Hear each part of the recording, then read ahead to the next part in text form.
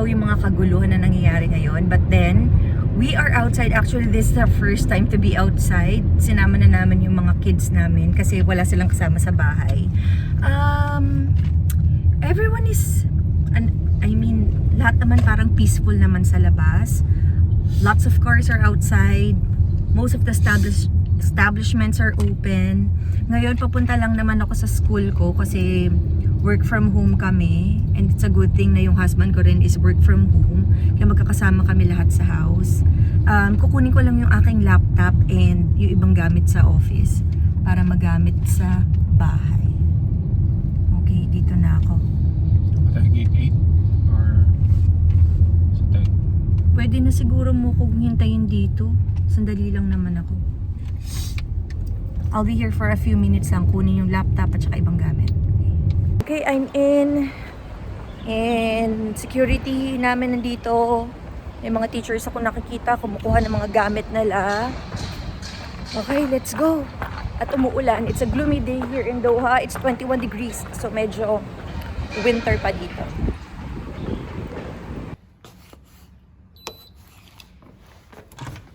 Okay. Ooh. Ito yung office. Hindi ko na to. Grab my laptop.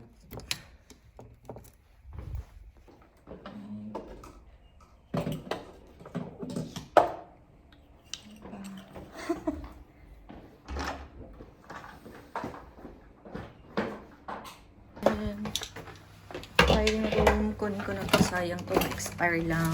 Kunin ko to, at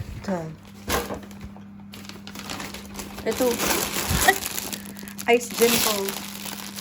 If you watch my video before, ito yung favorite biscuits ko from Philippines. Ayan. Okay. I think I got everything. Wala na ako naiwan dito. Okay, got everything. Let's go. I'm all set. Ay ko. Let's go. Marami-rami din yung mga pupunta sa sa school. Oo, yan. Ang dami ng cars, oh. Tingnan nyo, ha? Ayan, it looks like a normal day. Ang dami pa rin mga cars. Actually, medyo konti nga yan kasi since it's Ramadan, maraming nasa bahay. Tapos siguro iba nga work from home. Pero marami pa din, marami ako kilala na they're still working. Pinapasok sila sa office. Guys, FYI, ito pala yung one of the smallest mall in Qatar. I think this is the smallest talaga. Parang in 30 minutes maiikot mo na siya or less. Ayan, the mall. Ito, yung Lulu na to is one of the busiest Lulus in town. Tamo, ang dami pa rin tao, diba? Oh. Lagi siya talagang puno yung parking niyan. Laging puno. Kasi maganda rin yung...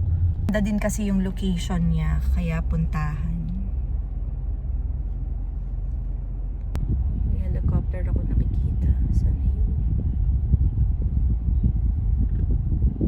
Since we're already outside, daan na tayo sa McDonald's kasi it's already 10:30, hindi pa rin kami kumakain.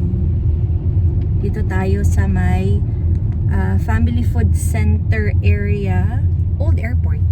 Ito yung dati namin pinupuntahan lagi kasi dati Old Airport kami nakatira sa Matar Qadium.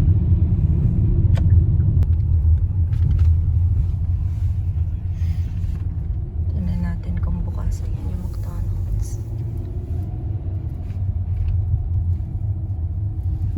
Is it open? Ay, sarado. A few moments later. Hi mga bro. So, since McDonald's is closed, pati yung mga delivery app, Kita, Talabat, McDonald's is also closed. So, hindi kami naka-order din. Since it's Ramadan. Pero kung hindi Ramadan, for sure, by 8 o'clock, lahat ng restaurants will be open for delivery. So now, umorder na lang ako ng ito. Tim Hortons Spanish latte. Sarap niya. And then, just to let you know, dito sa Qatar, talagang you have to follow the Ramadan rules. No eating and drinking outside. Even eating gum or candy is not allowed. So kung kayo ay mahuli, the penalty would be 3,000 reals. So, okay guys, short story time regarding the security incident. It happened last Saturday, February 28, no? February 28, and around before 12 p.m., meron kaming narinig na napakalakas na nag-vibrate itong aming sliding door. We stayed doon sa kitchen area namin kasi yung bintana ron mas maliit, so mas maraming concrete around us. So nagstay kami doon for maybe 30 minutes para mas safe kami. Tapos yung Sunday, Monday,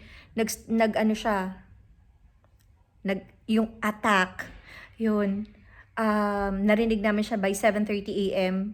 nung Monday, like 8 o'clock in the morning. So, para namin siyang alarm, you know.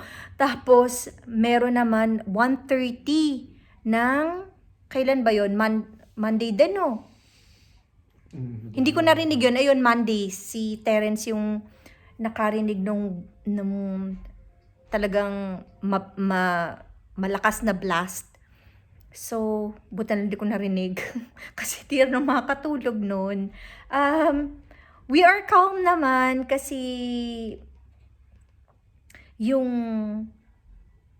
security dito sa Doha and ginagawa nila lahat para maprotektahan ang lahat. So, we are so thankful for that. Tapos, today is March 4. All throughout the day, parang wala tayong narinig, no? All throughout the day, thank God, wala kaming narinig na anything. Tahimik ang labas. So, yun lang. So, sa mga nag-worry, sa mga, kung meron man kayong mga families, relatives, friends here in Doha, we are all doing okay. Less labas lang tayo para in case may mga debris na wala naman siguro na babagsak. Pero, yeah, just stay safe, stay at home. Yun lang. I'm checking my emails kasi work from home nga ako.